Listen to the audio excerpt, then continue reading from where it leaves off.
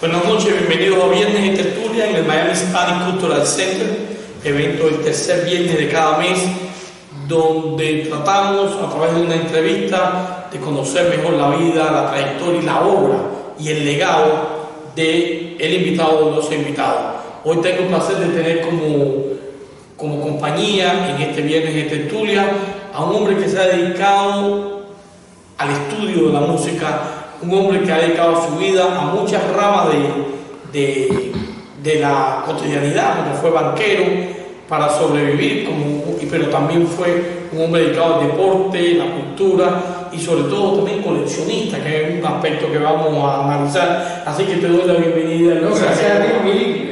Es un placer estar contigo. Además, tú eres un profesional, un gran escritor. No tengo el libro todavía, pero se lo voy a comprar. Eres un hombre que realmente versátil y entregado a proyectos verdaderamente apasionantes, porque ser coleccionista de música, de postales, de imágenes, de libros. Mira eso. La primera pregunta que se me ocurre para que quede documentada es: ¿quién es Eloy Cepero? Pues Eloy Cepero es un muchacho que nace en Bahía Honda, Pinar del Río, de una familia humilde campesina. Mis abuelos, cuando se casaron, para que tengas una idea, tenían una cama de esas que se abrían en el campo, que tenían unas patas, le llamaban un catre, una cama y el juego fueron dos taburetes para ellos comer y una caja de bacalao. Y así empezaron, y cuando el viejo murió, tenía 3 fincas, más de $1.000.000 y no sabía leer y escribir. ¿Y cómo logró avanzar y a ver qué pasa? Te voy a hacer varias historias. Él alquiló una finquita, empezó a crear cochinos. Entonces, en vez de vender a los compradores que venían a Bahía Honda, él los embarcaba para La Habana, porque le pagaban 50 centavos más la libra. Tenía que embarcar los cochinos. El barco llegaba a Bahía Honda y entonces paraba en Cabañas y en Mariel, y seguía hasta La Habana. Y entonces allá recogía dinero, regresó a coger más cochinos, y poco a poco fue adquiriendo esta finquita, que es la primera finca, y le dio trabajo, como pudiste ver en el libro. Le dio estudio a mis padres, que se graduó de abogado, mi tía de doctora en farmacia, número 1 del premio Sarra en la Universidad de La Habana, y la otra estudió pedagogía. Y él no sabía ni leer ni escribir, pero fíjate quién era el hombre que él cogió y abrió la cuenta en el Banco Canal, porque dice que no confiaba ni en los americanos ni en los bancos cubanos, y lo único que sabía era firmar Qué cosa más interesante. ¿Qué cosa más interesante? Sí, en tu libro Retrato de una familia cubana, que es este libro que en resumidas cuentas, esta entrevista que vamos a hacer hoy es este libro, en gran medida es este libro, que es Retrato de una familia cubana desde Bahía Honda hasta Islandia, que cubre de 1981 hasta 1994. ¿Quién nace mi abuelo? Sí, que nace tu abuelo hasta 1994, que es más o menos cuando publica este libro. Sobresalen figuras importantes de la vida política y social cubana, incluso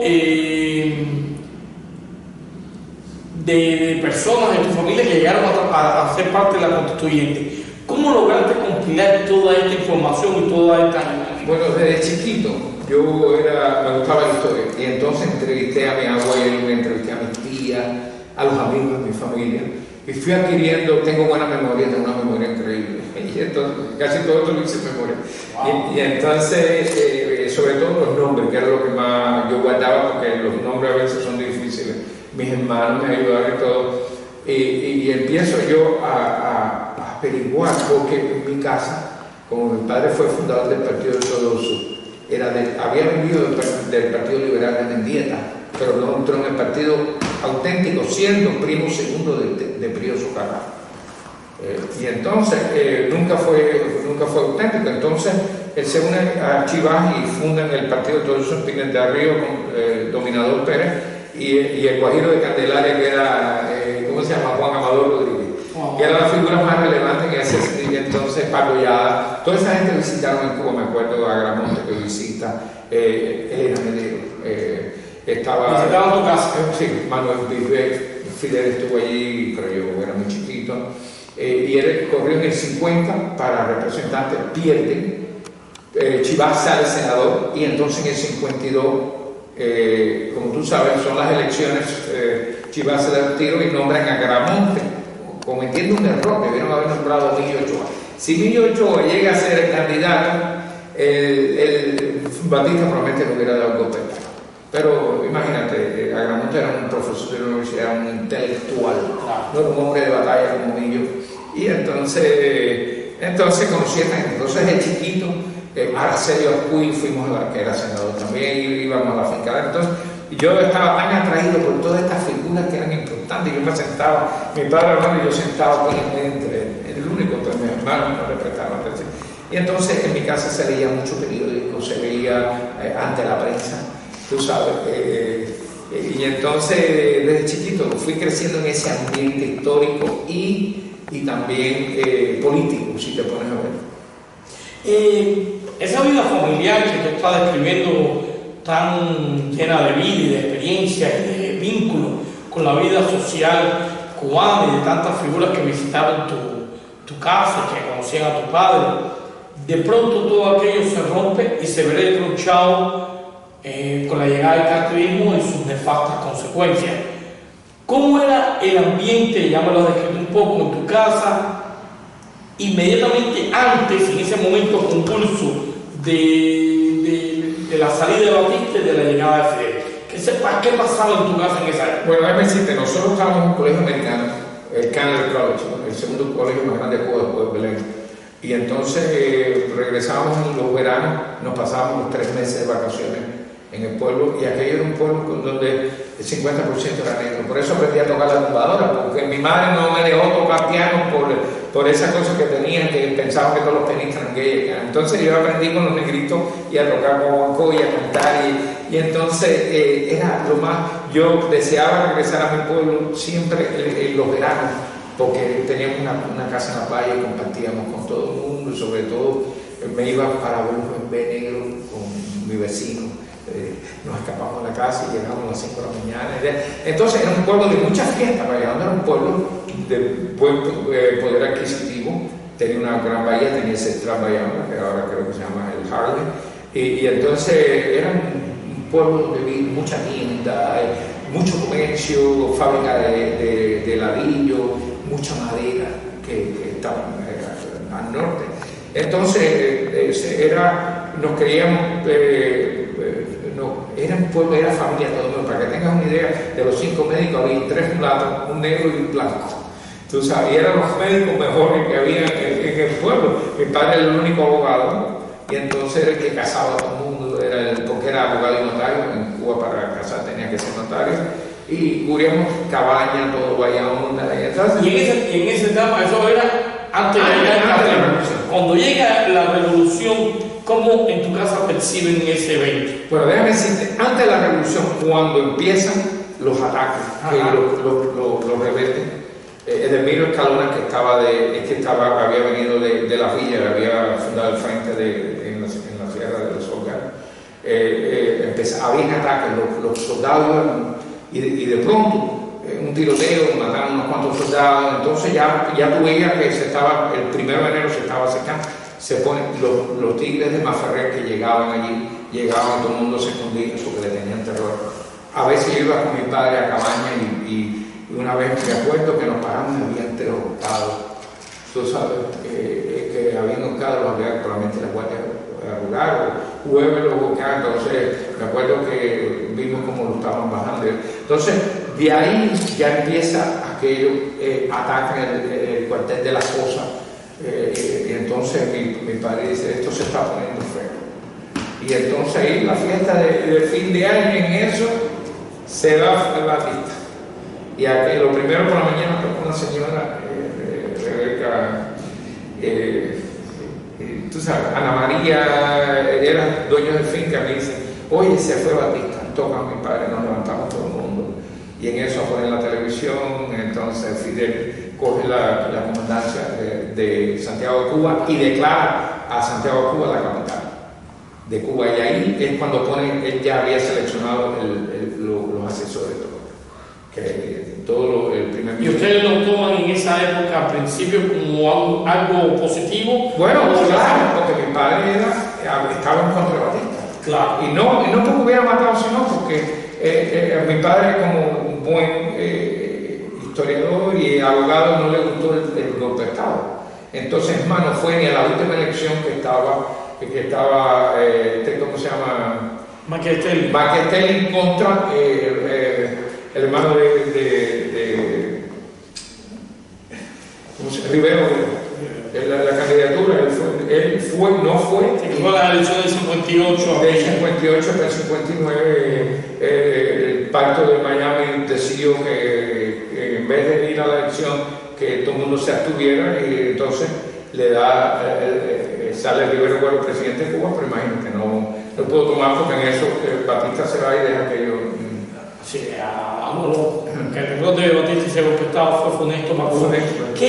¿En qué momento, después que llega Fidel Castro al poder, empiezan en tu casa a darse cuenta de que aquello no funcionaba muy bien? Claro, enseguida cuando ante la prensa empiezan, que era Huico Van Güemer, que era uno de ellos, el otro eran 2 o 3, entonces nosotros lo veis de pronto, viene un profesor mío vestido de miliciano ante la prensa, el doctor Abreu, que era profesor mío de que han estado, y de pronto tú ves a esta gente vestirse de miliciano ante la prensa, atacan a Luis Contepuero, le empiezan a llamar la mulata de fuego, y aquello fue lo más grande del mundo, y entonces ya mi padre, es más, Fidel va a Bahía Honda y le dice, bueno, no vas a saludar a Luis, pero dice, no, porque tengo entendido que él no simpatiza con la revolución. Entonces no fue ni por la casa, él había estado. Cuando tú eras chiquito. Cuando yo era chiquito, lo puse ahí, había tenido, rompió el balance porque él quería que mi padre le mandara a ver la finca a la altura, que era del primo segundo de él, que después nosotros fuimos a conocer en el 50. Yo conocí la finca altura ahí, que estaban frente, una casa preciosa frente a lo único en Narciso López, que deciden que cogen eso para hacer la casa en Narciso, y vemos aquellos cuartos de la muchachita llena de muñecas, algo impresionante. ¿Y qué lleva a tus padres a decidir enviarte a Estados Unidos, a tu hermano, a mi madre? Sí. Mi madre, porque mi padre, como había apoyado a Fidel y le mandaban dinero, la farmacia nosotros le mandábamos dinero, le mandábamos medicina a Emilio Calona, que estaba ahí en la Sierra de Oxón, el comandante que después es el que se hace cargo de la estación de Minas del Río, y fue comandante de Minas del Río, fue el que dirigió toda. Entonces, él ve los cambios que están ocurriendo en Cuba, sobre todo donde él dio el salto es cuando le dan a Urrutia el golpe de Estado, que sale por televisión, y entonces Urrutia tiene que salir corriendo del palacio, y entonces él dice, ya no tenemos presidente, el gobierno revolucionario me ha nombrado primer ministro, y entonces dice mi padre, esto es un golpe de Estado, y empiezan armas para qué. Esta es tu casa, Fidel, empezó cambia el dinero, cambia la el dinero. Nosotros, mi tío había vendido una finca en $100,000 y lo teníamos arriba de la mesa en billetes de 100 pesos que eran ganadas. Empezamos a contar aquello, y en eso sale al otro día que nada más podían mantenerse con $10,000 de se depositaron en el banco, y si te cogían por el resto del dinero podías ir preso. Entonces lo que hizo la familia se lo regaló a la gente para que lo gastara. Pero lo que dicen, el cambio de dinero fue brusco, y estamos hablando ya en el año 60, todavía no había ocurrido en 59, todavía no había ocurrido la primera declaración de La Habana, que es cuando los Estados Unidos rompe declaraciones con él. Tú tenías 15 años, 16 años, ¿cómo tú tomas cuando tus padres se te acercan y te dicen, hoy te vamos a mandar para los Estados Unidos y vamos a estar separados durante un tiempo? ¿Cómo tú tomas eso? Mi madre fue la que quiso, porque mi padre no quiso y le presentó el divorcio. Le dice, no, mi madre estaba no de acuerdo. Ella le dijo, no, y además, como había sido, primero que le suspendieron, y era la directora del colegio, la dejaron cesante, y empezaron, pues, pusieron una persona allí que quería empezar a enseñar la doctrina, tú sabes, socialista, cuando aquellos no decían comunista, el cambio socialista que estaban tratando de llevar. Entonces ella inmediatamente le dijo: hay que sacar a los muchachos. Y como estábamos en el colegio americano, nos habíamos enterado de la operación de Román. Entonces ella va al director del colegio y le dice: yo quiero sacar a los muchachos. Entonces dice: yo te ayudo a salir por la iglesia católica, porque salimos como 100 metodistas, salieron como 100 muchachos judíos, casi todos los que salieron eran católicos, pero todos salimos con la visa Waiver que consiguió Mongo Grau, que consiguió los Finlands y que consiguió James Baker, que era el presidente. Pero ¿cómo tú te sientes cuando tú sabes que eso va a ser una ruptura? No, a mí me gustó porque me gustaban las películas americanas. Yo oía a Radio Kramer en La Habana, íbamos a bailar con la muchachita y oíamos música americana. O sea, no lo tomaste de una manera trágica, sino como una aventura. Lo miro como una aventura. Entonces, pero mi hermano, yo siempre he sido un poco más, mi hermano se aferró mucho a la revolución. Mi hermano, que me llevaba un año, empezó a irse, se montó en un camino para ir a cortar caña, mi padre lo bajó, adelante todo el mundo y lo cogió y lo bajó. Quiere decir que ya mi hermano simpatizaba y entonces cuando él se da cuenta que si no me sacan de allí, mi hermano se hubiera involucrado con el partido. Entonces nos sacaron. Entonces, cuando él le presenta el divorcio, le dice: si tú no me das permiso para sacar a los muchachos, nos divorciamos. Entonces mi padre cogió y accedió. Entonces, enseguida por la iglesia metodista y católica conseguimos la visa Waiver y salimos un año después. Tu familia, y eso tú lo heredaste de ellos, fue una familia visionaria, porque vamos al abuelo que apenas sabía firmar y logró tener 3 fincas y progresar. Mi tía fue la primera mujer que tuvo un negocio en Pinar del Río, en el año 44, con dinero prestado. Bueno, y o sea que sabían progresar y avanzar, tenían visión de futuro. Tan es así que tus padres, cuando ya deciden que había que irse, te toma a ti y a tu hermano y lo llevas por toda Cuba en un recorrido como para que conozca. Para que no, por si algún día no regresamos. Mira que un día, por eso. Y en ese trayecto, que también me imagino muy aventurero, contento todo el mundo. Claro, fuiste recuperando postales. Iba comprando todo, lo tenía loco. Cada vez que llegaba a un pueblo decía: para ahí que ahí venden postales. Y cuando regresé tenía ya 400 y pico de postales. Que después se convierte en el famoso libro. En el famoso libro de la postal. ¿Qué te hace sentir a ti fue instintivo, algo que tú te propusiste, convertirte en coleccionista? Bueno, porque es que primero que el gobierno revolucionario tira 20 postales muy lindas de Capri, de La Habana. Y cuando yo hago así, que las adquiero enseguida, digo: pero tiene que haber. Entonces salgo yo a empezar a buscar las postales que existían en Cuba. Y ahí cuando él me dice: vámonos a dar una vuelta, les voy a llevar por toda Cuba. Tuvimos hasta en Isla de Pino, nos quedamos en el Colony, en los mejores hoteles, en el hotel Isla de Pino, que era el más antiguo, tú sabes, y nos quedamos en buenos hoteles, en Ajagua, en Cienfuegos, nos quedamos en el Varadero, el Internacional del Varadero. Llevamos, me acuerdo, un negrito que era amigo de la familia del chofer. Pues mi padre no veía bien, entonces fue. Pero fíjate si había discriminación en Cuba, que cuando llegamos al Internacional él no se pudo quedar con nosotros. Nos pudimos quedar nosotros, la familia tuvo que quedarse en un hotel fuera, en Varadero. Y entonces, como digo yo, aquí no casi esto, me decía que en Cuba no había discriminación, claro que había discriminación. Hasta el punto que hasta la revolución, cuando teníamos la fiesta del 20 de mayo frente a la catedral o la iglesia, tiraban una cerca, los blancos de un lado para bailar y los negros del otro. Bueno, qué cosa más curiosa. Una escenario de la fugada, que seguramente conociste. Una vez me estaba contando que ella llegó un 20 de mayo a la embajada de Cuba en Madrid, y era la fiesta patria, el encuentro nacional, y cuando llegó allí estaban entrando las personas, el embajador saludaba a las personas que llegaban, y cuenta ella, yo no sé si es verdad o mentira, que de pronto cuando ella llega y va a saludar al embajador, el embajador dice: ¡una negra más!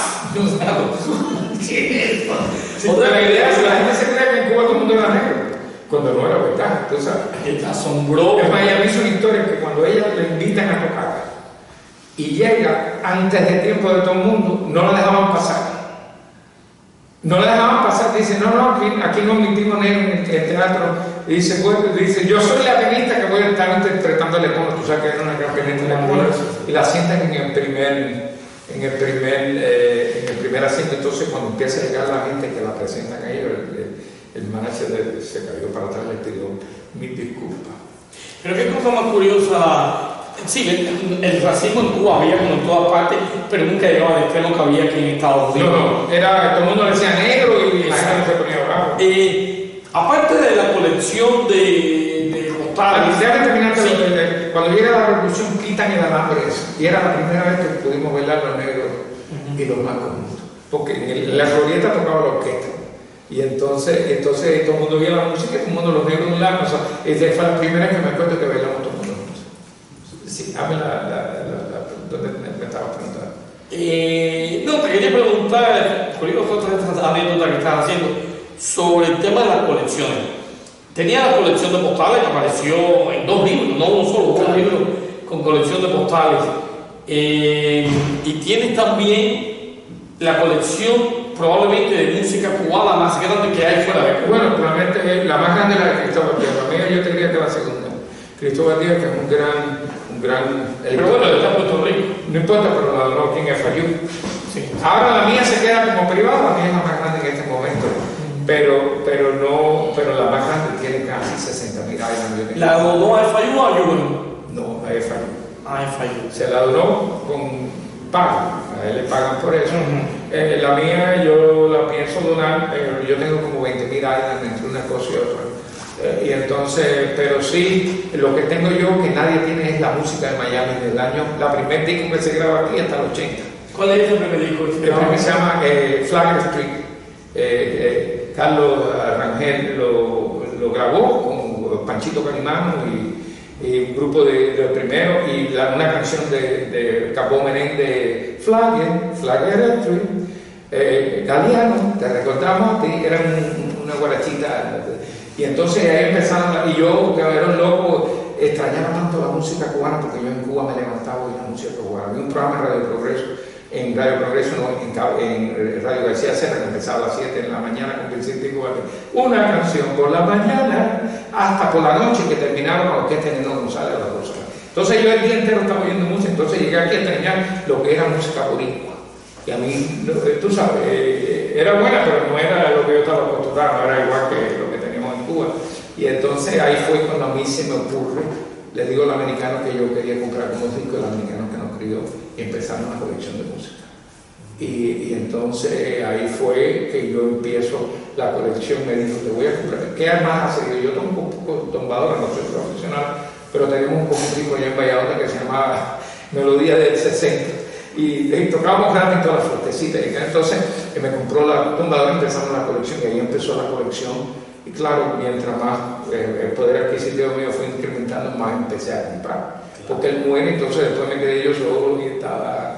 ¿Cuál es el disco de música cubana hecho en Cuba más valioso que tú tienes? Es de Arsenio Rodríguez. El de Arsenio Rodríguez. Arsenio Rodríguez, para que lo sepa y el que no lo sabe, es el músico más importante que ha tenido en Cuba.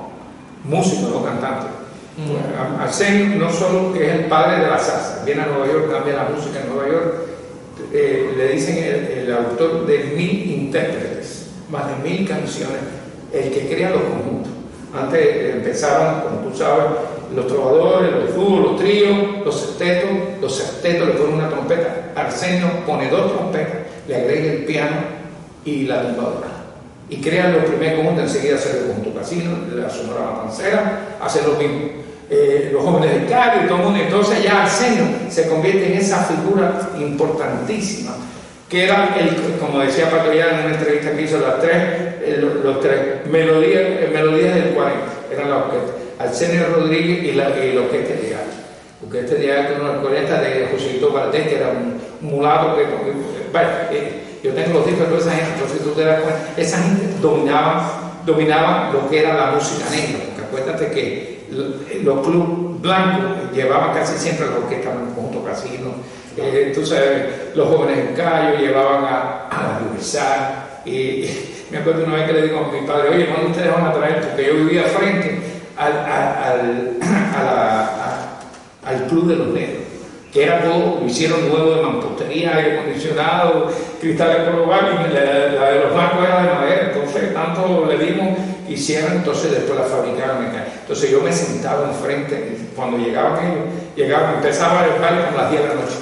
Y yo le decía a mi madre, voy para allá, pero no me dejaban entrar porque me pasaba la noche en el quicio de afuera, porque la orquesta conocía a los músicos que trabajaban al lado de mi casa en una fábrica de zapatos, de casi todo. Donde los tocaban los negros no dejaban entrar a los blancos. A los blancos, no podían los blancos. O sea, había una discriminación mutua. Y para que tuvieran en Bahía Honda, al principio hubieron tres, la Sociedad Renacimiento de los Negros, los Jazmines para mulatos, ¿okay? y la Sociedad de los Blancos, y entonces la Sociedad Liceo que se llamaba. Pero ya el mulato no quería ser mulato, entonces desapareció. Pero entonces no podían ir a los blancos, no podían ir a los negros, un poco complicado. Pero. Sí. Y este disco del señor Rodríguez que tiene, ¿de qué año es? Eso se graba en Cuba en el 50 y se graba en Cuba antes de irse, porque viene a los Estados Unidos, como no sé si tú sabrás, que viene a operarse. Había un médico, sí, Castro Verde, que decían que le reparaba. Entonces Miguelito Valdés le recoge dinero al CENI y entonces lo trae a Nueva York, lo opera y no recorre la vida y escriba la canción. Después que uno vive, ¿qué puesto uno más? Depende de 6 años que se puesto uno. Y entonces eso fue una canción que imagina. Entonces se queda. Tenía un hermano que tuvo problemas con la justicia y aparentemente tuvo una complicación de robo, y entonces él lo saca como parte de que viene a operar, se lo lleva, pero nunca regresó a Cuba, jamás regresó. De ahí llega a Nueva York, ahí fue lo más grande del mundo, ahí crea un conjunto que... La presencia cubana en Nueva York, de músicos cubanos en los años, después del año 59, en Nueva York es bien nutrida e importante. Pero la más importante es la que vino antes. Ahí sí, claro, Armando Sánchez, Marcelino Guerra, el compositor de Pane Cochero, tú sabes, de Convergencia, todo eso. Lo que había en Nueva York en los años 50 era música cubana. Okay. Y entonces tenían el baile del mamoncillo. Yo tengo unos videos del Club Interamericano, el Club Interamericano Latinoamericano, que era de cubano, y el conjunto que tocaba era el Son de la Loma de Armando Sánchez, con percusiones. Por eso quizás se influyó esa presencia de músicos cubanos de antes del 59, influyó tanto en que cuando empezaron a salir los músicos después del 59 iban a Nueva York porque ya había un precedente. Aquí no había, mira, me dice Víctor El Corral, el dueño de Víctor Café, me dice, yo me fui para Nueva York porque aquí todo el mundo dormía con las puertas abiertas, aquí no había billetes. Y Roberto Torres me dijo, cuando yo vine a Miami, yo dije, no, aquí se va a Nueva York, y allá es donde él se une y forma la orquesta Broadway, con los hermanos Cepillón, pero la música cubana es tan importante dentro de los Estados Unidos y afuera también, porque... Mira la película de los 40 y de los 50 para que tú veas los músicos cubanos. Mira, están tocando Pérez Prado, están tocando las congas. La película americana de los años 50 musicales, la música es música cubana. Claro, ¿por qué? Porque en Cuba la competencia era muy grande y el apague era poco. Entonces casi todo lo bueno... Everardo Dá se fue para allá, Guinón Sevilla, todas las bailarinas se fueron, Mariano Mercedón, Pérez Prado llega a CNQ con 2 discos y le dejan que no servía, y llegó a México, lo puso y aquello, se volvió entonces la competencia, es que en Cuba salía una canción y a los 5 días estaba eliminada, venía el otro atrás, el Aragón y todo, es que había tanto la Riverside, tantas orquestas y conjuntos tan buenos y tantos cantantes que tú no sabes. Bueno, para que tengas una idea, para el año 55 habían 10.000 victorias en Cuba, y en el 58 habían 20.000, se habían doblado. Y una producción de récord de discos como La Banana, la Seco, que iba a grabar a Cuba, estaba la de los Aparejedes, los hermanos Aparejedes con Ernesto Duarte, y una de las cosas que hizo Aparejedes es que Aparejedes empieza a grabar a los mulatos, a los negros, que no lo grababan nada. Grababan a Boca Guilló vio y además fue y le dijo a Tempuchito, oye, quiero grabar un disco con los hermanos Castro, pero no hay billete. Dice, no, vamos a grabar el disco si hay algún dinero. Envió 800,000 cosas. Y se convierte en la reina de América Latina. Pero ya en aquella época yo no estaba con el que fue el marido, su esposo y padre de los hijos, ¿cómo se llama? Benito C. No, eso fue un romance un poco, fue en el 56. Yo te estoy hablando antes de eso, sí, porque ella viene, Miguelito la trae, graba la canción esta de Lina, de la muchacha fulana, es Tommy Weather, y aquello fue lo más grande del mundo. Entonces ella regresa a Cuba y entra en el cuarteto de la pianista esta famosa. La de Aida. La de Aida. No, de ahí, ¿no? Cuarteto de Isolina Carrillo. Dice Isolina Carrillo, entonces en el cuarteto de Isolina Carrillo, entonces Facundo Rivero la oye y le dice, oye, pero tú puedes cantar, tú puedes ser solista. Entonces se va, le consigue un drawing para una presentación, ¿cómo se llama? Como te entrevistan, una demostración, y ahí la cogieron, y entonces empieza a cantar en el cabaret Sierra, en los cabarets más pobres, hasta que graba, cuando graba esta canción de... ¿Y entonces? No, esa viene después. Ella graba a dar el palo con la de Chamaco Domínguez, Miente. Viviendo ya de tu mentira. Entonces se convierte, entonces la llevan a México a todo lugar. Y René, que era un hombre, nosotros lo conocimos bien, muy apuesto a algo y era un alero. Entonces tienen un romance con un toque, ellos salen en Estados, y toda la prensa de Cuba y de México, aquello lo tuvieron. Entonces él le saca La noche de anoche. La noche de anoche. ¿Qué noche de anoche? Bueno, entonces él es un gran compositor. Él hoy, aparte de coleccionar postales y discos, colecciona algo más. Libros. Sí. ¿Qué tipo de libros? De todo, historia de música y historia de Cuba, básicamente. Y tengo historia de América Latina también. Toda la historia, sobre todo de la Revolución Mexicana, me llama mucho las revoluciones que ocurrieron en América Latina, en Bolivia. Tú sabes, en Santo Domingo, todos estos lugares, Nicaragua, y entonces fui un fanático de lo que era la historia, y entonces eso me dio, estando soltero todavía, le recorrí todos los países americanos, que mira qué proceso, que ya lo había estudiado. Cuando tú llegas a los Estados Unidos, te acoge una familia millonaria, literalmente millonaria, que trabaja para las flores como era el chairman del board y tenía 10% de todas las acciones de las flores para o sea, el dinero que teníamos chofer, butler and maid. Comíamos todos los viernes en un country cottage, en el Blue Road, en el Riviera, en el Coral Gables, íbamos a Miami Beach, y la razón era porque querían que nos relacionaron con gente que tuviera cierta categoría, porque ellos acuérdate que cuando ellos no cogen a nosotros, ellos no querían, y la cosa ¿Cómo llegas tú a esa familia? Nosotros venimos por la iglesia metodista, y el pastor Hanger anuncia que vienen 3 muchachos cubanos, quisiera que 3 familias se hagan cada uno de ellos. Entonces ella se levantó y dijo, fue para allá al marido que estaba campiteando, le gustaba mucho campitear, y dijo, yo quiero quedarme con los 3 boys. Y ella le contesta, y si son negros, y él le contesta, ¿a qué si son negros? Yo no quiero separar a los muchachos. Y entonces él le dice que no, empieza a llorar, entonces, ok, mamá, vamos a recoger a los muchachos. Entonces recogen a mi hermano la primera noche, a nosotros nos mandaron por Calaca para el Tenerife, pues tenemos 15, 16 años, y ahí comenzamos nosotros con esta familia americana que fue más grande del mundo.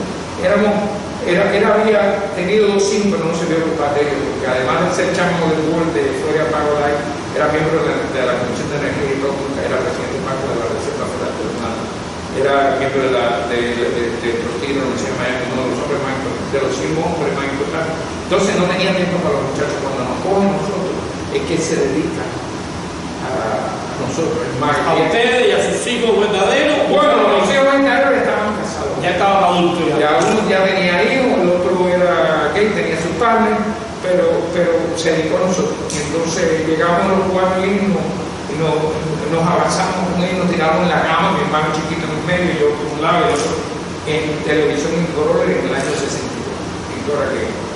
Entonces traen a mis padres en Cuba, lo sacan, le compran la casa y en el como estoy director de los Pedro Pan, que están todos los Pedro Pan y los hermanos de Pedro, porque lo de nosotros fue una fiesta extraordinaria. Entonces hasta el punto que cuando muere el hijo de nosotros, el hijo de él, que muere el nieto, nos hizo a mi esposa y a mí, la historia que dice cuando lo llamó antes 2 semanas antes de morir, porque tenía cáncer, le dijo, mira, te estoy llamando para hablar contigo porque tú eres muy parecido a mí.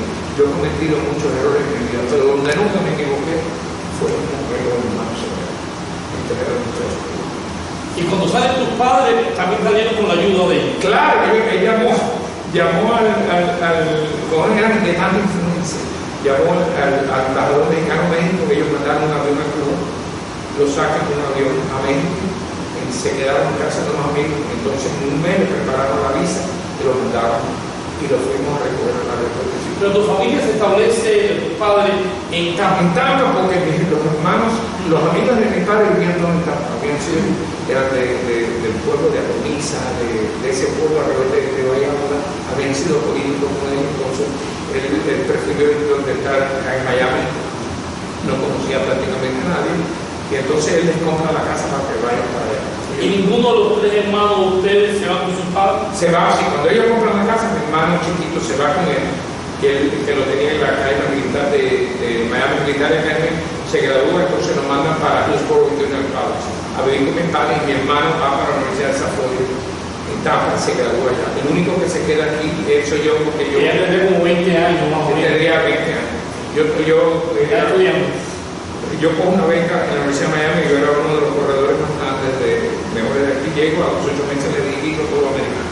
Y entonces me dieron beca en la Universidad de Miami, entonces él quería mantenerme a mí a controlar, porque yo era de mucha fiesta, de quedar atrás de muchachitas, y entonces me dice, tú te tienes que quedar aquí para que tú logres graduarte en la universidad.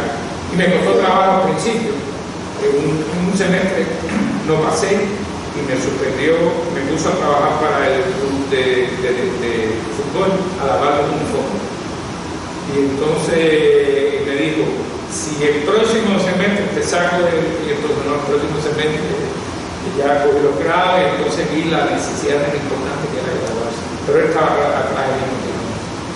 Ha sido un gran amante de la música cubana, en parte porque te gusta la música, lo tocaba la tumbadora, el día entero lo pasaba escuchando. La música negra sobre todo. Música. Aquí esa pasión, o sea, seguiste con esa pasión, tienes un programa en la universidad que entrevista a grandes leyendas de la música cubana, y también donde has entrevistado a prominentes, Lucho Gatica, Luis Aguilar, música cubana y no cubana. Oscar Guilló, Cachao, José, Oscar de León, ¿Cuántas entrevistas? 137 en la Universidad de Miami, y ahora en el nuevo Instituto de Estudios Cubanos como 10. Ahí tuve Lolita La Colina, fue la última que se acabó, que yo creo la mejor compositora que queda vivo de México. Es una entrevista mensual. Trato de hacerlo mensualmente, a veces es muy difícil porque los músicos están, y sobre todo mientras más importantes son, más difíciles son, porque siempre tienen compromiso, pero la idea es de mantener, porque el problema fue que el director Jaime Suslique, que tú lo conoces, me dice, oye, tú que tienes dinero, porque tú nos ayudas aquí al instituto, porque el instituto de la Universidad de Miami vivía de donaciones, como la de la Bacardí. Y entonces yo le dije, mira, en vez de darte dinero, vamos a hacer un evento todos los meses a entrevistar a la grande figura, porque se había muerto Celia Cruz. Yo dije, se muere Celia Cruz y se mueren todos los demás, no tenemos, tú sabes, no tenemos historia de ellos. Entonces empecé a grabar con Rosendo Rosete, entonces Xiomara Alfaro, todos los grandes de Cuba. Los entrevisté ya cuando ya empezaron a quedarse poco, medieval, entonces empecé con los norteamericanos, porque también los norteamericanos me decían, claro, además cantaba la música cubana, me decía, oye, pero tú no me estás contando de los cubanos. Yo, no, vamos a empezar. Entonces empecé a entrevistar a músicos. Yo personalmente te admiro y te felicito por esa dedicación a entrevistar a músicos, porque algo que yo como escritor y periodista resiento es la cantidad de escritores, estoy hablando de escritores que han muerto en el exilio y no existe una entrevista de ellos. Es una pena. Una entrevista grabada. No hay una entrevista de Lidia Cabrera, Miley ella estaba viejita. Pero se la hizo en el documental y lo quiero conocer. Exacto, pero era ya estaba muy viejita. Yo la conocí a ella, también el otro escritor que estaba por ahí, ¿cómo se llamaba? Que hizo, cuando tú entras a un lugar que no tiene salida, ¿cómo se llama? ¿Cuál es el nombre que se usa? Un laberinto. Un laberinto, el que escribió el libro El laberinto. El Labrador Ruiz. Enrique Labrador Ruiz, tremendo. Enrique Labrador Ruiz y muchos otros, por eso también y no hay nada de esa gente. No hay, desgraciadamente no hay. Ahora, un hombre se ha dedicado prácticamente toda su vida a pasiones como la música, a coleccionista, a entrevistas.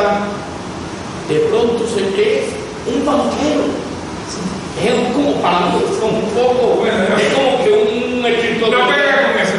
El americano que me cría cuando llego, que cuando empiezan en Vietnam, 68, 67, empiezan a matar a los americanos y Dave Draft me dice, lo primero que hay que hacer contigo es mantenerte vivo. Entonces me lleva al Navy, ¿ok? Y me reclutan en Navy, que me graduó de la universidad. Me voy para Iceland, que fue donde me mandan en Iceland, y entonces me hacen asistente de la almirante porque era el único que estaba graduado de la universidad. Fíjate, lo que siendo refugiado, porque no era ni ciudadano, era nada más que era refugiado y residente. Entonces, cuando regreso de Navy me dice, si te gusta el dinero, estudia finanzas, si no estudia lo que te dé la gana. Pero si yo fuera tú, entonces estudio finanzas. Y sobre todo me llamaba mucho la banca, administración de instituciones financieras, bancos comerciales, y savings and loan, y compañía de hipoteca, y estudio, y subí rapidísimo, porque llegué un poco tarde del ejército, y entonces no había trabajo aquí en Miami, que más o menos, y entonces le dije al de First National Bank of Miami, oye, no hay trabajo aquí. Yo hago lo que se dice, no hay nada. Y digo, bueno, ponme los sellos a poner sellos, repartir por dentro. Entonces me pusieron tuve como un mes en eso, pero ya después me colé. ¿Qué cosa era después del sello? Toda la correspondencia que distribuía por el banco. Yo era que ponía los sellos, tú sabes, entonces lo remitía por el banco, pero era esa relación. Entonces enseguida empecé, oye, se fui rapidísimo. En 2 años era vicepresidente del banco, empecé a hacer subí rapidísimo, además trabajaba los domingos, abría la cuenta los domingos, citaba los invitaba a desayunar, me abría la cuenta los domingos, los sábados, como no tenía esposa, tenían las publicitas, pero no tenía una esposa que son las obligaciones que ya hacen de regresar temprano y salir con ellos los domingos. Entonces, eso me fue muy bien y fui subiendo rápidamente hasta que José Manuel Casanova, el hijo de José Manuel Casanova, el zar del azúcar, me dice, vamos a abrir un banco y quiero que tú vengas conmigo. Entonces yo, me dice, te voy a dar 3,000 pesos para que abrir el banco, y 3,000 pesos en aquel entonces era un dineral. Entonces hice toda la parte demográfica del banco, y entonces busqué una muchacha, Chandra, que era india, me hizo toda la demográfica de Hialeah y me aprobaron el banco después de 7 años. Y ahí llegó a presidente del banco. Tenía 35 años. Era un hombre que era sociable, que sabía vender bien. Sabía venderte bien. No, y sobre todo para ser banquero tú tienes que saber atraer dinero. Y entonces yo salía a la calle y hacía el anuncio, porque el profesor de marketing me decía siempre, cada vez que tú hagas un anuncio, métete tú en el anuncio y di tu nombre, porque te van a votar y después todo el mundo conoce el banco y no te conoce. Entonces yo, oye, me meto al banco y yo se lo doy al banco. Entonces yo decía, déjame lo hice, pero tú eres residente del Metropolitan, fue de ingeniería para practicar. Y entonces eso llegaba hasta el punto que la gente conocía, hasta que me voy del banco y mi esposo y yo abrimos la Península Montebank, que es la compañía hispana más grande de Estados Unidos, hispana, con un socio venezolano y la esposa. Y llegamos a tener 80 empleados y empezamos con 1,000 pesos y yo nada más me dijeron todo lo que tengo. Y me dice, lo único con los 1,000 pesos, lo único que quiero es que me compre todos los muebles iguales, no quiero muebles de diferentes lugares. Y ahí empezamos y vendiendo, sin tener dinero, pero vendiendo y llegamos. Y entonces ya como está mejor económicamente, entonces entonces ya tienen tiempo para teoría que me vino a la Universidad de Miami a buscar. Me llamaba mucho la atención de los músicos cubanos, de todos los grandes, que Cuba tenía más compositores, 600 compositores. Tú vas a Ecuador y tienen compositores que escribió el himno nacional. Tú sabes, de renombre. Nicaragua tiene una sola canción, Sinceridad. Por ejemplo, Cuba era semanalmente hacer una canción para todas las familias. Tú sabes, grandes intérpretes, una orquesta que había una Vereda Tropical, la graban en México, no pega, llega Pedro Vilo, la ponen a regresar. Lo pone en ritmo y chachachá, y aquello recorrió el mundo entero. Entonces, Cuba tenía esa habilidad de tener estos grandes músicos y una 33 géneros musicales que no tiene nada en Estados Unidos. Y entonces eso difundió la música cubana por el mundo entero hasta que llegó Fidel. Llegó Fidel, el comandante de Europa. Porque es curioso, Vereda Tropical no triunfó en México y triunfó en Cuba. Sí, porque la grabó entre los tres haces, pero en tri. Y esta gente metieron, oye, 5 saxofones, tú sabes, 2 trombones, y aquí sí, cuando no triunfó en Cuba y no triunfó en México. Porque en México no había música. Es más, si tú ves, hay un conjunto que Tabla de Oro de México es una copia de los septetos de Cuba, de los septetos, una trompeta, que acompañaba a Doña la Negra. Y todo el mundo se iba para México porque era hasta Benny Moreno. Benny se va con Matamoros porque Miguel no se sentía bien y se lo lleva. Y entonces llega a México y triunfó tanto Benny que cuando dice nos vamos para Cuba, y dice no, ustedes se van, yo me quedo. Y ahí uno se la montaña, hace todo fantasma y a grabar con Pérez Prado, con Mariano Lecerón, con todo el mundo. Tú vas al ejército porque te llamo o porque tú te inscribes. No, porque yo tuve que escribir a los 18 años, pero claro, me dieron un deforme mientras estudiaba. Pero cuando tomo el último examen de la universidad es cuando al otro día, fue un viernes, el otro día me tenía que reportar para el ejército. Y en tu carrera, ese vínculo de tener que ir al ejército, estar cierto tiempo en él, ¿cómo te afectó o te benefició? No me benefició. Tú te imaginas el entrenamiento, yo se lo digo a mi esposa y a mis hijos, a estar a tiempo, de ser organizado, de tener todo ready, tú sabes, y estar a tiempo, sobre todo, ser honesto, ser, tú sabes, claro. Cuando algo no te gusta, se lo dices a la gente en la calle y no vas a tener problemas, pero si no se lo dices, entonces pues vas a tener esa cosa dando vuelta. Y me ayudó mucho y sobre todo me determinaron un poquito cuando llegó. El jefe, el chief, y me dice, aquí no debería, en Estados Unidos no deben haber soldados que no sean americanos. Y yo le dije, en Crisma te voy a regalar, le regalé, se apareció con la mujer más fea que yo he visto en el mundo de la casa, que era la mujer de él, le regalé la Playboy Magazine por un año. Cuando llegó yo, que recibió el primer ejemplar, llegó preguntando, where's my boy? Y de ahí me lo metí en el bolsillo, me dejó ir a correr por las competencias de la Marina, que la tenía también, porque lo había decidido la campeón. Es que tú tienes que buscar la solución a las cosas. Y entonces le digo, abriendo cartas, haciendo el asistente laminante, tú no puedes abrir una carta que es clasificada, ni que es top secret. Entonces le digo, commander, yo no puedo abrir esta casa. Dice, ¿por qué? Y dice, no, porque yo no soy ciudadano. Pues me montan un avión el viernes, llaman a Tampa, el jueves me estaba esperando, me tomó un juramento a las 12 del día, regresé el domingo y otro avión ya de hecho. Ya classified y secret clear, no top secret porque no había nacido en Estados Unidos. Entonces imagínate, aquello fue lo más grande. Quizás el problema más grande en el ejército que tuviste que saliste del trópico, casi al Polo Norte. Sí, había mucho frío, y la llegada ahí fue horrible, porque un poquito el avión se cayó. Era así, la gente gritando, la gente vomitando, los vientos de eso eran así, y yo agarraba. En Milán, yo un lugar muy frío. ¿Sí? ¿Qué tiempo estuviste allí? Estuve un año. Estuve un año allí, me metieron a la cocina, pero empecé a hablar con todo el mundo y digo, aquí no hay nadie graduado de 20, entonces me dio una cartilla. Tú sabes que los cubanos deseamos dar la vuelta a todo, digo, caballero, el único que está aquí que lo doy sin el suyo, yo quiero que me lleven para la oficina de administración, me llevan para la administración. Me pueden abrir cartas allí.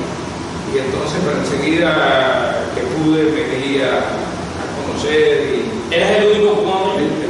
¿Y el único hispano también? No, hispano había muchos puertorriqueños, pero todos eran de los John Lords, de esta gente liberales de allá de Nueva York. Entonces, pero no, el cubano era yo y tenía cierta preparación hasta el punto para que tú veas lo que es estar preparado de los oficiales. Tú no puedes compartir con los oficiales en la marina. Me invitaban a comer a su casa para hablar con ellos. Entonces, tuvimos una preparación que los mismos tenientes puertorriqueños. Claro, era muy risario porque había jugado mucho y podía ver muchas cosas. Entonces, eso me ayudó a, cuando hay que transferirme, me transfieren, voy, gano la competencia de la Marina de Guerra en Virginia. Le digo al lieutenant comandante, si gana la universidad, yo tengo una novia en Tampa que está enamorada de ella, le digo, si gana, yo quisiera que me mandaran en cualquier lugar está, en la Florida. Pues yo gané y me mandó para Cayo West, que es donde tenía yo. La vida no siempre color de rosa. Hay una etapa que tú narras en tu libro que transcurre en tu etapa de banquero, que es una época muy convulsa, Miami, muy caliente, para decirlo en términos más directos, que incluso te involucra a ti en un incidente. Claro, yo estaba trabajando, era cuando yo organizo el banco, yo fui que organizé el banco, tú podías depositar en el banco 100,000 pesos, 200,000, 500,000 pesos. Entonces llegó un colombiano a empezar a depositar 200,000 pesos. Entonces yo le notifiqué al DA que este hombre estaba haciendo esto. ¿Qué es lo que pasa? Me invitan a almorzar, un médico amigo mío, llevan a alguien que estaban tratando de lavar dinero y me arrestan a mí. Y salgo yo en primera página como presidente del banco. Primero me arrestan, presidente del banco, en drug charges. Imagínate, eso, primera página en el editorial de Miami Herald. Entonces, imagínate, enseguida tuve que buscar un abogado que tenía el abogado banco de un judío. Me dijo, esto no es para ningún abogado de la banca, es un abogado judío. Don Bierman fue el abogado que yo no estaba envuelto. Y más yo le había dicho a todo el mundo de este almuerzo, porque he tenido que este hombre trataba de convencerme a mí de lavar dinero. Yo le decía, oye, para lavar dinero en un banco tienes que tener dos bancos de acuerdo, porque si no, y eso fue lo que pensaban. Enseguida a los 2 meses me quitan los cargos, porque fueron los 2 meses más terribles de mi vida, porque me daba pena salir afuera. Porque yo digo que lo conocía todo el mundo y de todo. Pero en eso no me dejan regresar al banco del presidente por lo que había pasado. Y mi esposa, y yo habíamos abierto una compañía de teléfono, me voy a trabajar con ellos. Y ahí fue cuando la compañía levantó. Pues lo mejor que me pasó a mí fue ese año. Porque empezamos ella y yo a trabajar, nos asociamos con el judío venezolano y la compañía hizo así le pasa. Vendíamos más hipotecas que el banco donde yo estaba. Y eso fue una de las cosas grandes que ocurrió. ¿Cómo hacías para...? Porque tener una colección de más de 1000 discos y CD, etc., ¿cómo tú persigues, cómo buscabas En todos los lugares que iba con mi esposa a los países latinoamericanos, Nicaragua, buscar en Puerto Rico, en México, en todos los lugares.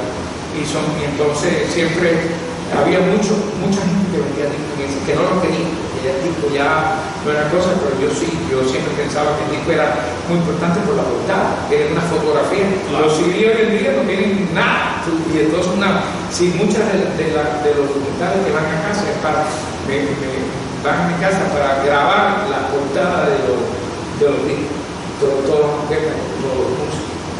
Esa es la importancia que tiene, además, el valor que el disco dura más. Los CD después de cierto tiempo se dañan, el disco no se daña. ¿Sigues coleccionando o ya tuviste tu Bueno, es que no tengo mucho espacio. Ahora soy bien pique en lo que colecciono. Sobre todo la música cubana tiene que ser disco que yo no tengo. Tú sabes, por ejemplo, un señor se murió en Kibi Kennedy y le dijo a la esposa, yo quiero que él dice, claro, yo estuve yendo a Fernando Hidalgo por 6 años consecutivos los miércoles. Y entonces todo el mundo me conocía, porque Fernando se veía con la música que todo. Entonces todo el mundo sabía, yo hacía los programas con Fernando de música. Entonces mucha gente me decía, yo quiero que se lo dejen en el oído. Ese hombre me regala como 12 discos, de los cuales 7 yo no los tenía. Y 2 de ellos eran de Rubén Ríos, primero que graba La Pachanga y de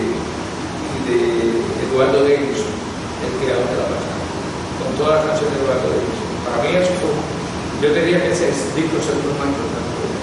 Porque de eso sale de Cuba en el 60 y cambia la música en Nueva York, la pachanga. Todas las orquestas empezaron a tocar la pachanga, empezando por Fara.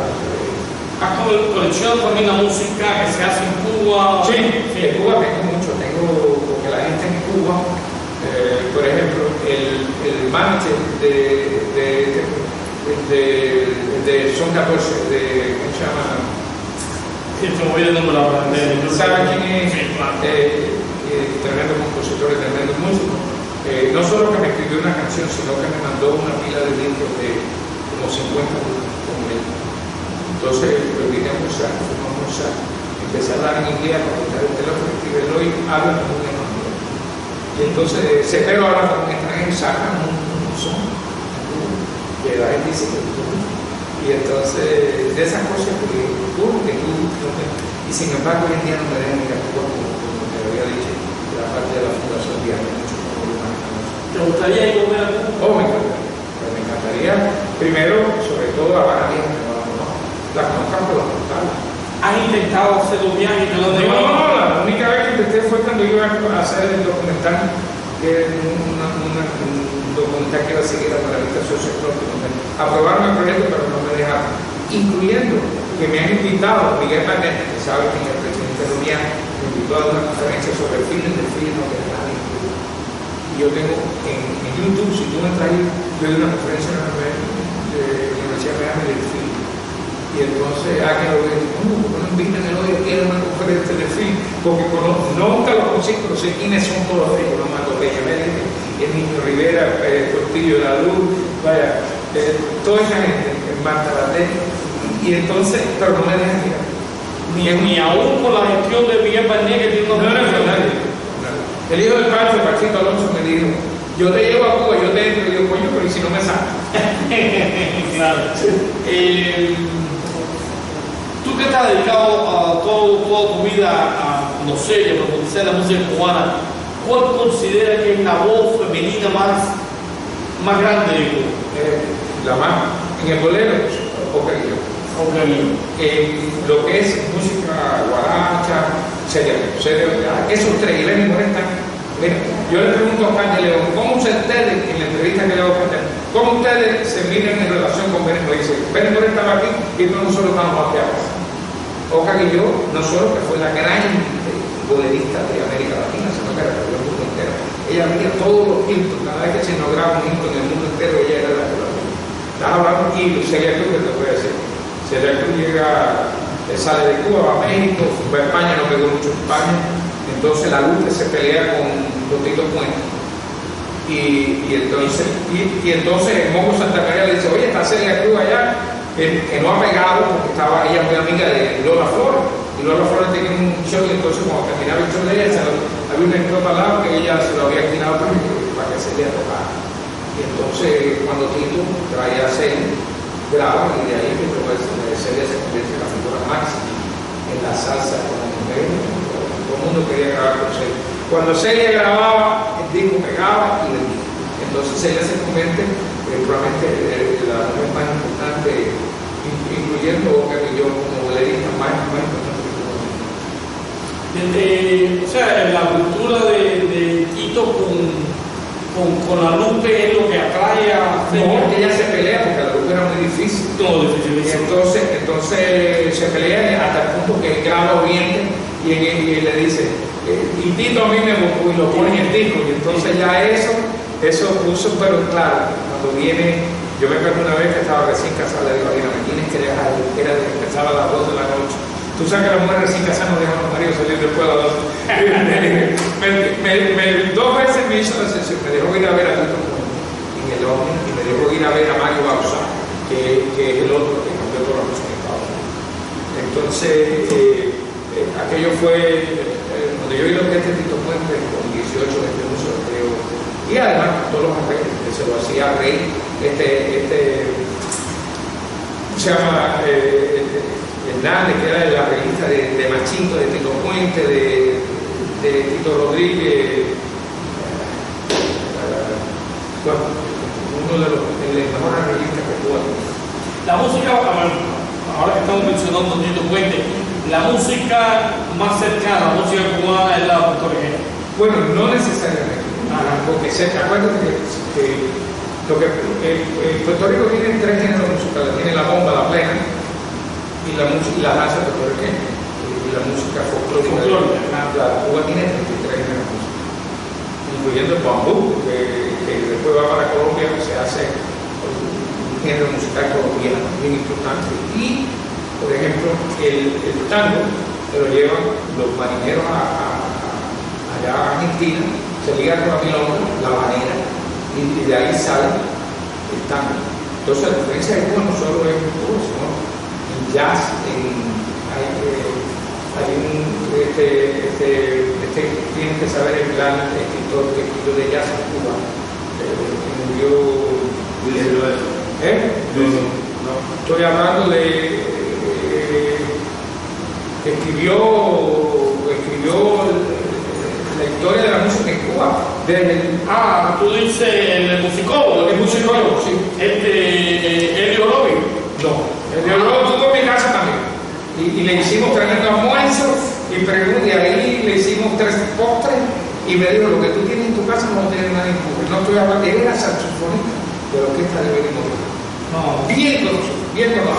Y él murió, entonces, a las 12 del día. La hija me decía, llámanos entre las 12 del día, porque después de las 12 del día está bueno. Cuando Elio Lovi te visitó y compartieron juntos, yo creo que Elio tiene a su favor el estudio de la música cubana, pero tiene en su contra la primera edición del libro que fue vergonzoso. Él me mandó la segunda edición, me dijo, mira, no te mandé la primera porque la primera no me dejaron poner a toda la gente de edición. En la segunda ya empezó a poner creo que en la primera no aparece nadie. Pero eso no crees que va en detrimento de un investigador. Bueno, pero imagínate, o te atado o no haces nada, no sale el libro.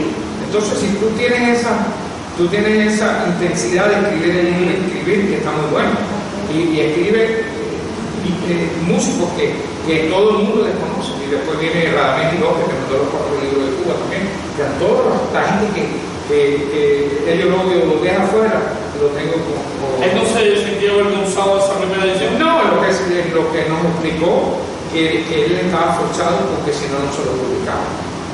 Es más, escribió la primera vez y hicieron quitar toda esta gente. Porque el otro gran historiador de la música cubana, investigador profundo, es Cristóbal Díaz Ayala. Pero Cristóbal, acuérdate que vive en Puerto Rico. No, es el más importante que Cuba y ahí. Olvídate, el estudio que ha hecho Cristóbal, que es el gurú, el que más sabe, y yo cada vez que tengo una pregunta lo llamo. Él viene a Miami a cada rato tiene musicales, noches de musicales que falló una vez cada 3 meses. Me gustaría tenerlo en la tertulia. Cuando venga la próxima año, es más, te puedo dar hasta el celular de él. Pues hablamos. Y habla con él, lo invitan, él está bastante mayor. Sí, claro. Yo lo entrevisté en la Universidad de Miami y me dijo, quiero hacer un programa de televisión. Y me dijo, no voy a ir al programa de televisión porque el hombre que yo veo dentro no es el que yo veo en él. Se sentía que estaba demasiado duro. Y yo le digo, bueno, si así, entonces lo hacemos en la Universidad de Miami y lo grabé, que fueron muy poca gente que está ahí sentadita. Tiene la mente clara, clarísimo, tiene una memoria. Te pregunté sobre la mejor voz femenina y ahora te pregunto por la mejor voz masculina. Bueno, Benny Moreno. No, pero en serio, González, ese tipo de es que cada uno era tan espectacular. Tú sabes. Mario Güero decía Mario Güero, que estaba casado con Lidia Lazo, y era el que buscaba a todos los artistas de allá de Tropicana del Otro, del Sanssouci. Decía que la voz de Orlando Contreras era única. Y es verdad. Oye, Orlando Contreras, es más, la gente no sabe que era el hombre más famoso. Todos los colombianos pensaban que era colombiano porque la mitad de las canciones de Orlando Contreras eran de Colombia, de los compositores colombianos.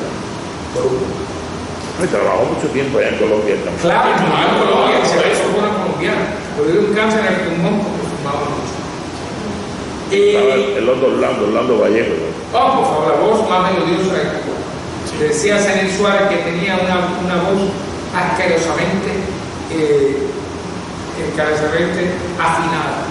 Decía Zenén Suárez que era el surdo de oro, no tenía Wow, se mensual. Y una voz privilegiada cubana también, la de los mayoristas. Una gran No, es que cualquiera, Fernando fue. Si tú vas a mi casa, si tú vas a la colección, tú lo ves allí, Rolando Bacero, ¿no es? Rolando Bacero, te voy a hacer una historia. Viene Aparequel y Ernesto Duarte van a la María Berenal, le dicen, queremos grabar, nos han dicho que tú cantas muy bien, lo oyeron cantar, lo citan para grabar, al otro día llega allá, graba, tenía la canción Mentira Tuya de Mario Fernández Porta, y la graba enseguida y dice una pared que nosotros no usábamos a morir de todos los tiempos, los 2 o 3 años. Y entonces me dice que llegamos y díceme que la grabó en la primera sentada, porque Fernando era tremenda voz también, pero se demoraba para grabar, había que tomar el TikTok, y dice que sale el disco, y sale el disco y le dice a Mario, ¿qué te parece? Dice, negro me han jodido la canción. Digo, ¿cómo que negro te ha jodido? Si tú has visto como negro se canta esa canción, empieza a llegar los cheques. Y empieza a llegar y le dice, oye, ¿tú viste la cantidad de cheques que ha llegado? Tú sabes que después de todo me está cantando. Eso es para que tú veas lo que es el dinero, como el dinero lo puede hacer. La música cubana que canta raíces y 33 ritmos nacionales, producto de siempre, de la cultura cubana en general, en todo aspecto a la literatura, sale del exilio o sale y se arraiga en Nueva York durante una época, pero cuando llega la revolución, llega el castrismo que empieza a tomar el cuerpo del exilio cubano, surge lo que se denomina el sonido de Miami. ¿Qué es el sonido? El sonido de Miami originalmente fueron los muchachos jóvenes que empezaron a tocar los carrayos muy chinos, Frankie Mac, teclados, el muchacho Gustavo Rojas, que tuvo de 64 a 69, The Ideals, los Cox, los Antiques, empezaron a ligar. Ese muchacho era coger todo, como en su casa oía la música cubana que ponían los padres, empezaron a coger las canciones.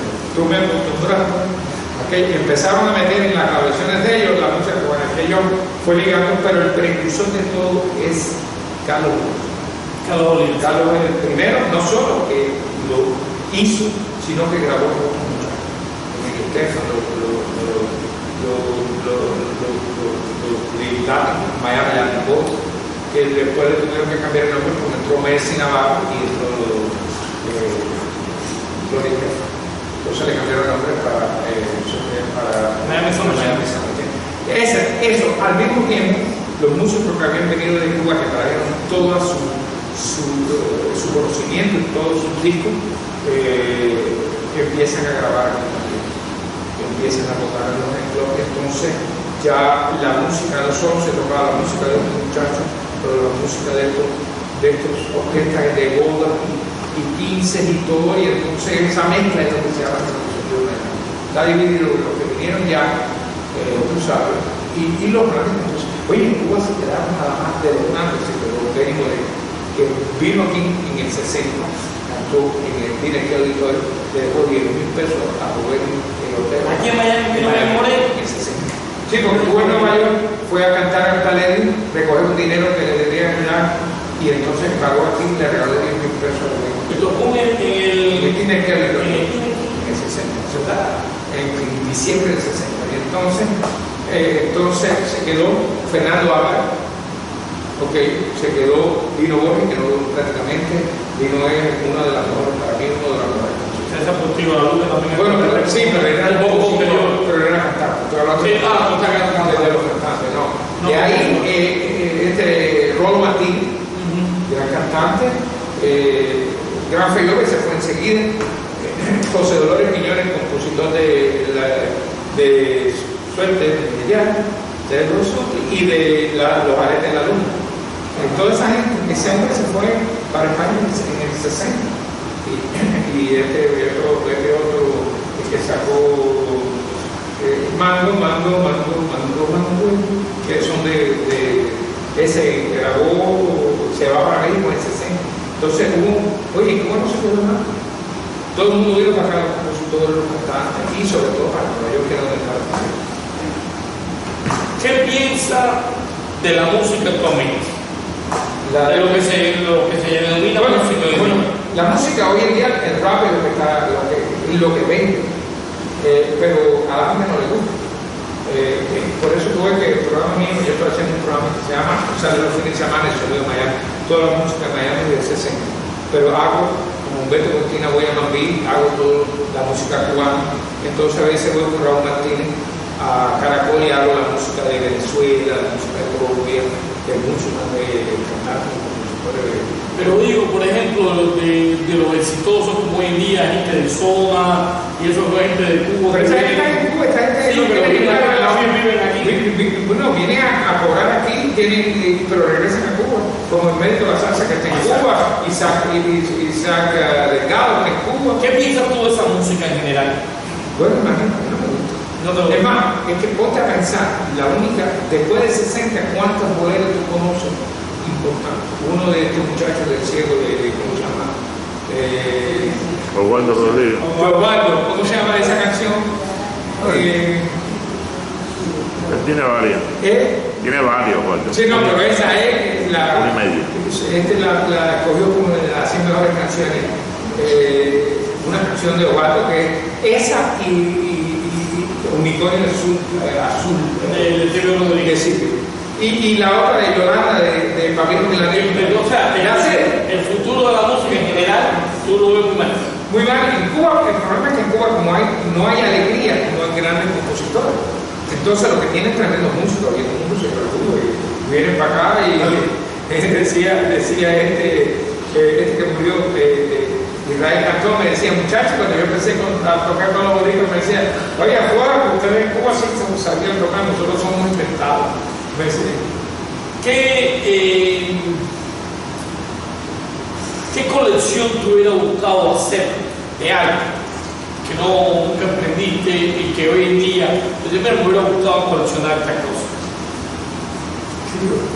La verdad es que lo que me falta por coleccionar, tengo prácticamente a todo. Yo creo que me falta un disco de Fernando Mulenz, no tengo Fernando Mulenz, por ejemplo.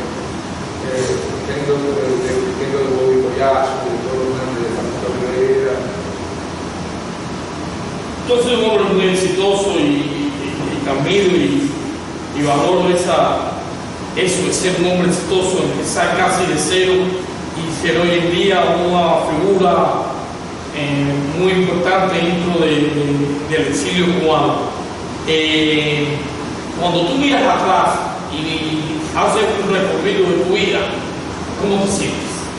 Bueno, súper bien, sobre todo cuando conocí a esta mujer que si me llega a empatar con otra, no llego y no puedo hacer todo lo que hice. Y déjame decirlo en serio, porque tuve una novia, pero ninguna de la categoría. Esto es repetido.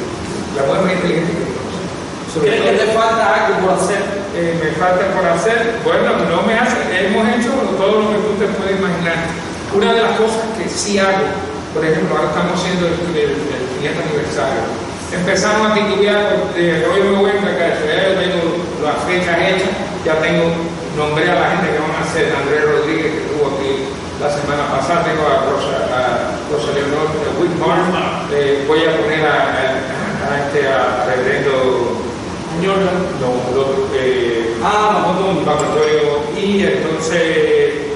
entonces eso va a ser el simposio el jueves, y el viernes vamos a tener a la coral cubana con José Luis Coro tocando 6 partituras telefonas que consiguió el museo, que no tenía.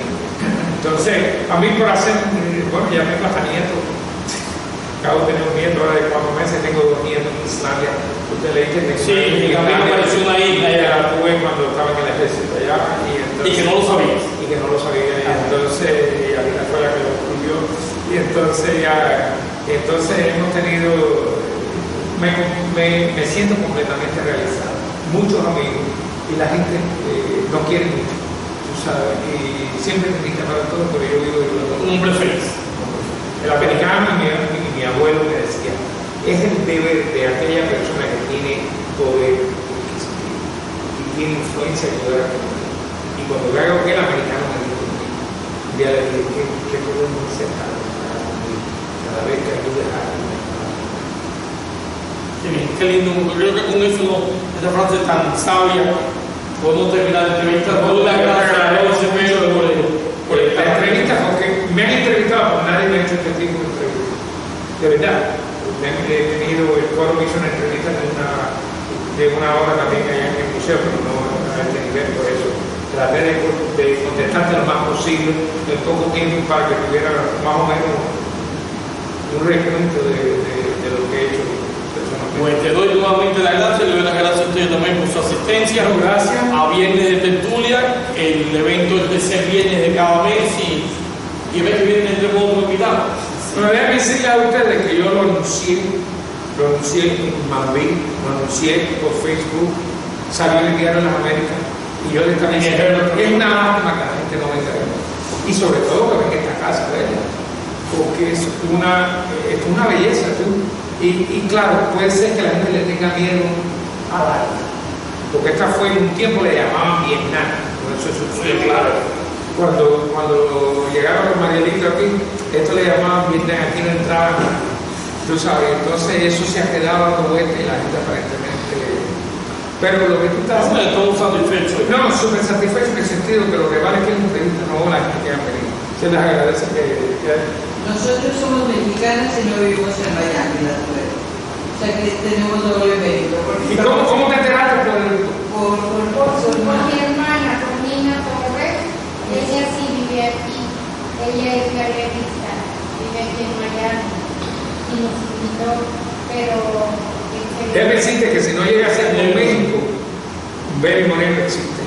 Pero además todos los compositores, yo recuerdo todos los compositores que ustedes dijeron ahorita que llegaron a México, o sea, mi papá era un amante de la música, de todo tipo, gusta música, pero que dijo, el gran que yo tenía 40 años que no oía ese nombre, obviamente conocía a Benny Moreno, a Pérez Prado, a Amor Santos, a Oyaguillo, todos ellos llegaron a México, pero eso... José Antonio Méndez, José Antonio Méndez es probablemente el compositor más importante. Él se va para México, porque en Cuba, como era volado, no le daban caso, se va para México, allí conoce a ¿cómo se llama? El compositor de reloj, Roberto Cantoral, ahí conoce ¿cómo se llama? Álvaro Carrillo, conoce a Manzanero. Y entonces la influencia que tiene Manzanero, el film, el movimiento de film que llega en esta gente, déjame decir, yo hice una conferencia que tuve que poner un par de canciones de México, pero yo voy a hacer una conferencia de todos los compositores de México y de Cuba. No hay nadie en el mundo que componga más bolero que México. Llegaron a Argentina, ya los machos fueron famosísimos. No, o sea, sí. Los tres hacen, Marco Antonio Muñiz. Es muy familiar. Bueno, vamos a cerrar la entrevista y entonces cuidamos socializar. Gracias a ustedes por venir. Gracias. ¿Tú eres? ¿Cuál es tu nombre? Eduardo González, yo soy amigo de aquí de la casa. De la casa, que me hace. Sí. Encantado, espero que haya aprendido algo. Mucho. Sobre todo de ese. Ok, muchas gracias.